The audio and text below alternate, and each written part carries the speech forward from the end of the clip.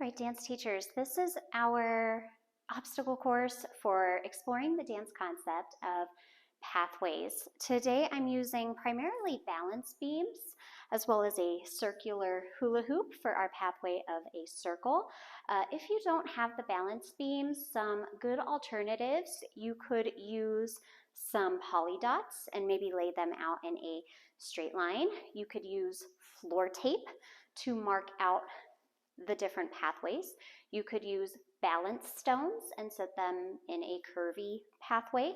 So you have other options besides the balance beams. I use the balance beams because I do have them.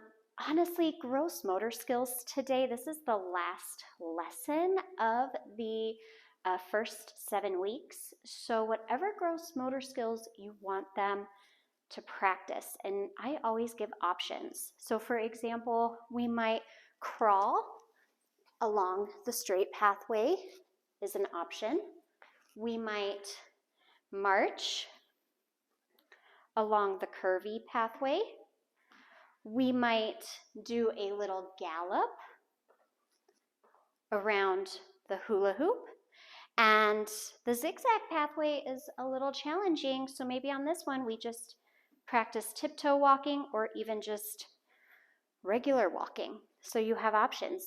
Maybe on the straight pathway you want to have them march, and on the curvy pathway you want them to kick. So the gross motor skills today is really up to you.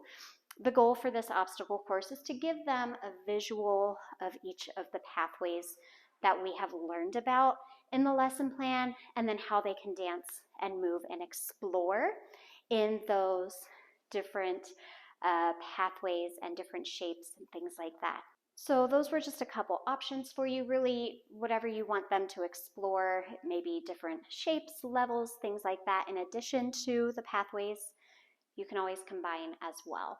As far as grip options, it's really going to depend on the gross motor movements that you choose. Obviously for crawling, it works really well for parents to sort of walk backwards and guide their little one down the pathway. For things like marches and tiptoe walks, it's helpful to hold the child's hands over their head as the parent walks them down the balance beam. Sometimes they're fully independent and they don't need mom or dad's help. So really it's up to your parents and the children on how they want to explore their different pathways today.